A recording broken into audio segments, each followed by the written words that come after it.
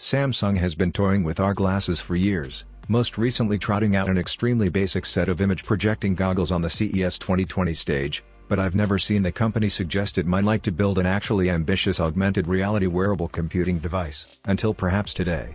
WalkingCat, a fairly reliable source of gadget leaks, has published 2 new concept videos that show off some of the fun things a pair of Samsung Glasses Lite could do, like projecting a giant virtual screen where you can play your games, letting you kick back in your private movie theater, give you a giant virtual computer monitor, fire up an auto-dimming sunglasses mode, or act as an instant first-person view screen for your DJI drone, complete with telemetry.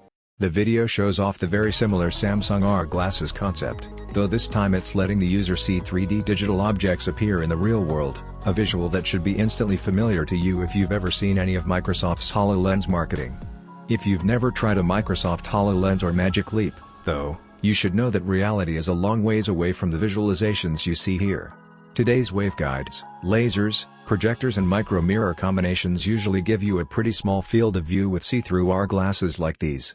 If you're standing right next to a virtual computer monitor, you'd only be able to see part of it at a time, the rest would be out of your field of view. To me, the most interesting part of these videos is how Samsung imagines you'll be using a smartwatch to navigate the interfaces. Short term, that might be more realistic than trying to tap on things that don't actually exist or make mid-air gestures with your hands, and smartwatch control is a paradigm that other companies working on AR headsets are no doubt considering. Apple has both a smartwatch and an AR headset in development, of course, and the Facebook hardware division that's building AR glasses is reportedly now working on a smartwatch, too. Speaking of Samsung and smartwatches, 2 known leakers are now saying Samsung may go back to Android for its next smartwatch, instead of its own Tizen platform it's used for watches for years now.